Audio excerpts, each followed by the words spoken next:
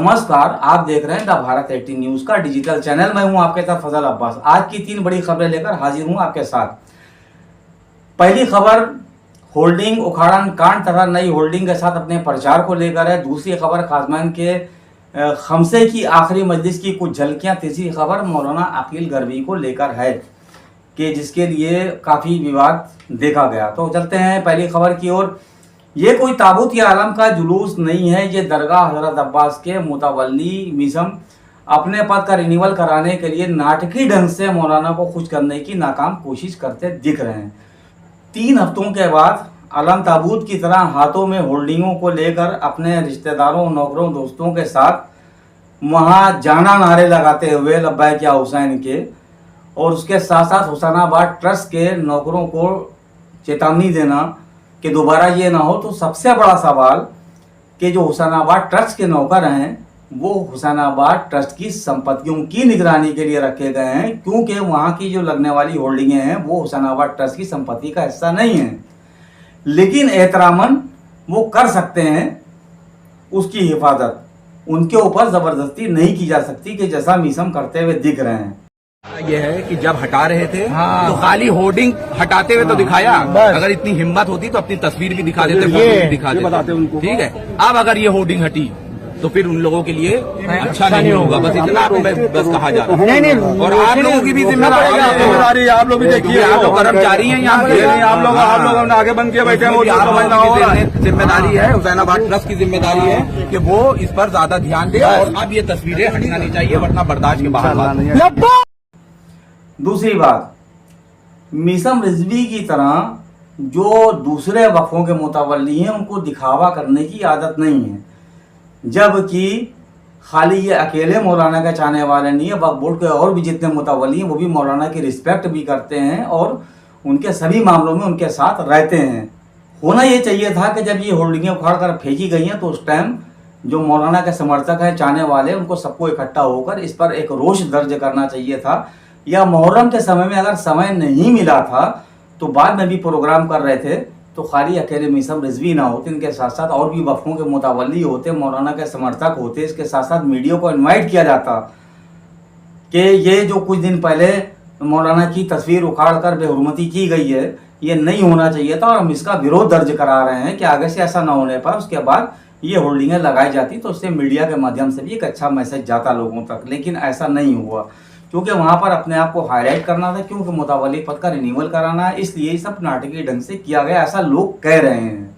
सूत्रों के माध्यम से ये भी पता चला है कि मिसम रिजवी का मुतवल्ली पद कार्यकाल समाप्त हुए 6 महीने हो चुके हैं, जिसकी वजह से मौलाना को खुश करने की कोशिशें जारी हैं। शियों में ये भी चर्चा हो रही है कि जिन शिया अंजुमन के लोगों को मिसम रिजवी द्वारा आयोजित कार्यक्रमों में बुलाया जाता है या ये बुलाते हैं दिखाने के लिए कि इतनी अंजुमनें शिया हमारे साथ हैं, तो आज तक के इन अंजुमनों के मेंबरों को दरगाह में क्या कोई दुकान दी गई, या दरगाह के अंदर इन मेंबरों में से जो गरीब गुरबा बेरोजगार हैं उनको नौकरी दी गई? एक को भी नहीं दी गई है।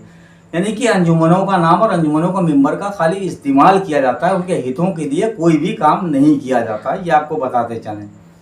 इसके साथ साथ एक चीज़ और बताते चलें कि आपको याद होगा दरगाह हजरत अब्बास के बाहर जहाँ जूता चप्पलें रखने के लिए टीन की शेड का एक हाल बनाया गया था, जो अंदर जूता चप्पल का हाल बनने के बाद वो तोड़ दिया गया, ख़त्म कर दिया गया। जबकि आपको शायद ये पता नहीं होगा कि जो बाहर के ज़ायरीन गरीब गुरबा आते हैं कि जिनके पास बहुत तंगी की हालत में होते हैं, जिनके पास पैसे की कमी होती है, किल्लत होती है, वो जगह लेकर किराए की नहीं रह सकते, वो अपने उन मरीजों को लेकर जो जादू साहब या किसी मादी अमराज में गिरफ्तार होकर आते हैं मौला की बारगाह में इस आस से कि मौला के दर से शिफा मिल जाएगी, तो वो जाड़ा गर्मी बरसात उसी हाल में रुका करते थे कि जिसके टूटने के बाद आज वो दर दर मारे मारे फिर रहे हैं। बरसात का मौसम है, बरसात में वो कहाँ जाएं, कहाँ रुकें, जबकि जो 4 कमरों का मुसाफिर खाना बनाया गया है उसका पैसा देना पड़ता है, वो फ्री ऑफ कॉस्ट नहीं है। ये भी बता दें, हमारे सूत्रों ने हमको पूरी जानकारी दी है इस मामले में। दूसरी बात यह है कि दरगाह के अंदर जो काम हुए हैं, चाहे वो लाइटिंग पोल हो जो अलीको के मालिक ने करवाए हैं, अलीको कंपनी के मालिक ने करवाए हैं, या जो बैरिकेडिंग आग के मातम के लिए बनाई गई है, या जो दूसरे ज़ायरीन ने फर्श का दरगाह की ग्राउंड के बाहर का काम करवाया, तो सब काम ज़्यादातर ज़ायरीन ही करवाते हैं। तो फिर जो गैरेज के पास नई दुकानें बनाई गई हैं उनका पैसा, जो जनानी की दरगाह के गेट के पास दुकान बनाई गई है जबकि वो नहीं बनना चाहिए थी, क्योंकि औरतों की जहाँ आमदरफ हो वहाँ पर कोई दुकान नहीं होना चाहिए कि जहाँ पर लोग इकट्ठा हों या शोधे इकट्ठा हों। बहरहाल उसके पैसे को लेने, तो उसके साथ साथ जो आने वाला चढ़ावा है उसके साथ साथ लोग ये भी कह रहे हैं कि स्टॉल लगा के चंदा मांगा जाता है, जबकि जो जनाब अब्बास अलमदार भिखारी को शहंशाह बना देते हैं, बीमार को शिफा दे देते हैं, तो क्या उनके नाम पर इस तरह से मांगना अच्छी बात है?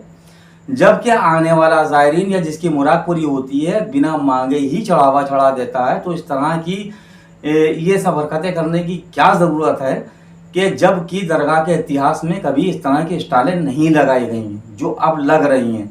इसके साथ साथ जो बारकोड ऑनलाइन के लिए लगाए गए हैं, कौन सा बारकोड दरगाह का है, कौन सा किसके नाम पर, इसका भी कोई पता नहीं है। वही बता सकता है कि जिसने पेमेंट ऑनलाइन किया होगा।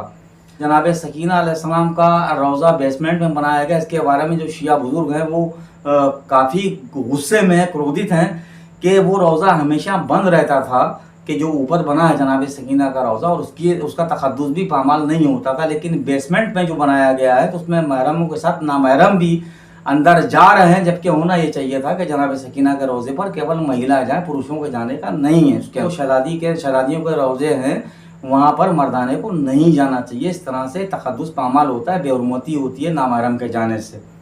इस तरह का भी लोग विरोध कर रहे हैं। बहरहाल देखना यह है कि मीसम रिजवी की ये कोशिशें रंग लाती हैं, क्या मौलाना इनकी रिन्यूअल के लिए सिफारिश करते हैं। और लोग ये भी कह रहे हैं कि दरगाह हज़रत अब्बास हो या दूसरे वक्फों में अब मुत्तकी परहेजगार मौलवी लाकर उनको मुतवल्ली बनाया जाए कि जो उसको सही तरीके से चला सके, क्योंकि जो काबिल और पढ़े लिखे और जिनके मौलानाओं के दिल में खौफ खुदा होता है वो सही तरीके से चलते हैं। लेकिन इसके साथ साथ मौलाना रज़ा हुसैन जैसे किरदार वाले लोगों को मुतवल्ली नहीं बनाना चाहिए, ना ही वक्फ का सदस्य होना चाहिए। और इसके साथ साथ लोग ये भी कह रहे हैं कि दरगाह में कुछ अच्छे काम भी हुए हैं, विरोधियों के विरोध का भी सिलसिला जारी है। और इसके साथ साथ सबसे बड़ा विरोध यही है कि दरगाह में आने वाला चढ़ावा और दरगाह के अंदर जो पेमेंट आता है, जो दुकानें बिकती हैं, उसका भी एक हिसाब होना चाहिए, उसकी भी एक वीडियो पढ़ना चाहिए। लोग इसका विरोध कर रहे हैं। इसके साथ साथ जो दरगाह में अच्छे काम हुए उसके लिए उनको दुआएं भी मिली हैं। लेकिन एक सबसे बड़ा सवाल ये उठता है कि दरगाह गेट के बाहर जो दुकानें लोहे की बनाकर दी गई हैं उनको दरगाह से ही लाइट क्यों दी गई, जबकि हिंदुस्तान की सरकार सभी की आस्था का ध्यान रखती है। मंदिर मस्जिद हो या गुरुद्वारा, सब जगह लाइट मुफ्त दी जाती है, आज तक के मुफ्त ही दी जा रही है, कोई मीटर उसमें नहीं लगता है। तो दरगाह के जो मुतवल्ली हैं उनको भी चाहिए कि जो इनलीगल लाइटें दुकानों को दी गई हैं दरगाह की लाइट में से, उनको हटाकर उनको नए कनेक्शन देना चाहिए और ये इनलीगल लाइट नहीं देना चाहिए। कल को अगर बिजली का छापा पड़ता है या बिजली वाले पहुंच जाते हैं तो मुतवल्ली के पास कोई जवाब नहीं होगा, क्योंकि जाहिर सी बात है कि जब उन दुकानों का किराया दरगाह को दिया जाता होगा तो जो लाइट दी जा रही है उसका भी किराया दिया ही जाता होगा या लिया ही जाता होगा, ऐसा लोग कह रहे हैं। हमारा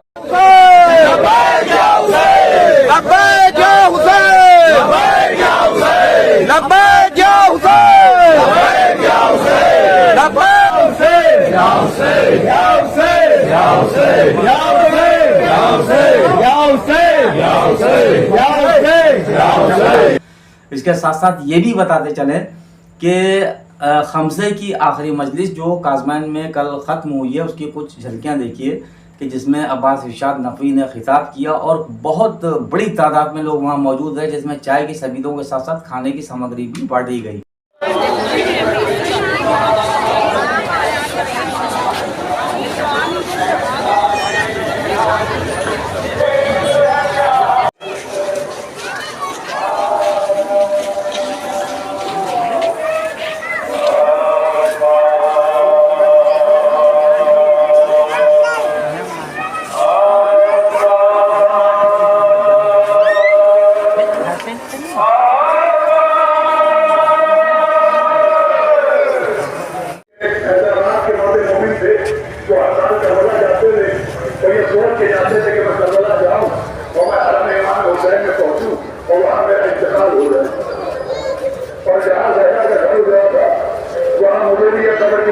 ये शुरू के अफगान और करबला जाते थे, मगर जिंदा वापस कुछ महीने गुजरे थे कि हरम इमाम हुसैन पे नमाज पढ़ रहे थे।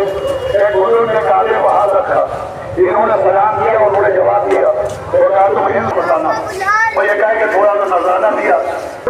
रात में आधी रात गुजरने के बाद कुछ कब्रें बनी और कुछ जनाजे था। ये सब अपने अपने वतन के रहने वाले थे, वहां तड़पते थे, लिहाजा इंतकाल वहां हुआ। इनकी एक कब्र वहां बनी, मगर अल्लाह ने इस वसत की वजह से इनकी मैयत को यहाँ मुंतकिल कर दिया और एक कब्र यहाँ बन गई। जब आपकी सकीना घोड़े से लिपटी हुई कि नींद आएगी, वो आपकी जब पाऊंगी रात को मत कर ले। अब एक लड़के ने, बच्चे ने कई बार मुझे फोन किया कि मैंने बहुत पहले मसाइल पढ़े थे और मैंने बताया था कि पर्ची कैसे किसे। पर्ची ऐसी होती है कि पर्ची के आगे एक नोक होती है और नोक ऐसी होती है कि जब पर्ची मारी जाए तो उस नोक के रंग की पर्ची सीधे रखो, उस नोक के पीछे एक तिकोनी शुरू होती है और उसके पीछे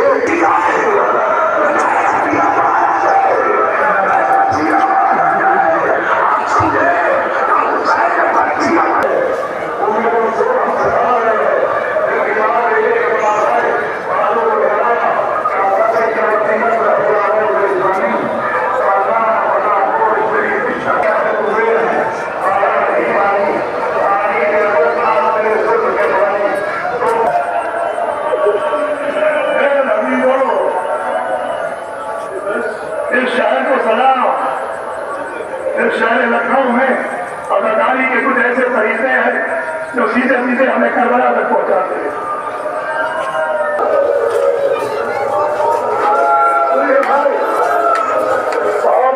वो कदर कर रहा हूँ, वो जब के चले बात हो को सकीना चाह रही थी के दामन को कि जब ईमान घोड़े पर बैठे लगते थे तो रकाब हाथों में लेके ईमान के खतों में पहनाते थे। जो काम बेटे का था वो बहन ने किया, जो अब्बास का था वो कौन करे। निकाय बुर्का को मंजूरी निकली, रकाब लेके ईमान के पैरों में डाली। हमने पूछा ये कौन है, क्या कोई और नहीं, अब्बास की बेवा। जनाब बाबा निकल आई, सकीना निकल गई कि नींद आएगी। माशाअल्लाह जनाब सैयदा आपको दे। अब चलते हैं अगली खबर की ओर कि जिसमें अकीलुल गरबी को लेकर एक बहुत विरोध दर्ज करा गया कि जिसके अंदर उन्होंने एक वीडियो में मीर अनीस की मर्सियों को लेकर कुछ कहा है। तो वीडियो में जो हमारा डिस्क्रिप्शन है इसके अंदर हम उनकी वीडियो का लिंक भी दे देंगे। उस वीडियो को आप पहले पूरा देखें और देखने के बाद ये तय करें कि वो एक मौलाना को बदनाम करने की साजिश किस तरह की जाती है और लानत मलामत करने वाले अपने जाने अनजाने में नाअहली में किस तरह से लानत मलामत करते हैं, जबकि उन्होंने जो बातें कही हैं वो सही हैं। इसके ऊपर भी हम एक वीडियो बनाएंगे और अपने फेसबुक पेज पर लाइव करके इसका भी खुलासा करेंगे। आज की हमारी अपडेट कैसी लगी आप हमें ज़रूर बताएं। देखते रहिए द भारत 80 न्यूज़ का डिजिटल चैनल। नमस्कार, जय। अगर आज अनीस होते तो मैं दाद देता उन्हें और कहता कि आए आए आप ये जो बेवा के लिए रांड का लफ्ज इस्तेमाल कर रहे हैं ना, ये बदल दीजिए। आप बेवा कहा कीजिए, रांड क्यों कहते हैं? और वो मान लेते दुआ देने के साथ। ये जो आज खुद साख्ता अनीसिये हैं इनकी समझ में नहीं आएगी ये बात। अनीस अनीस थे, अनीस आसमान सुखन थे, अनीस आसमान सुखन थे। अनीस के बाद अशार ऐसे हैं जो बहुत से अनीस परस्त, खुद साख्ता अनीस परस्त उसकी सही तशरीह नहीं कर सकते।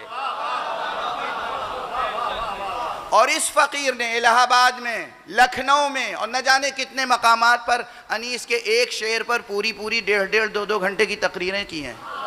आपने हमारी ज़बान से अनीस को सुना नहीं तो आपको अनीस समझ में नहीं आएंगे।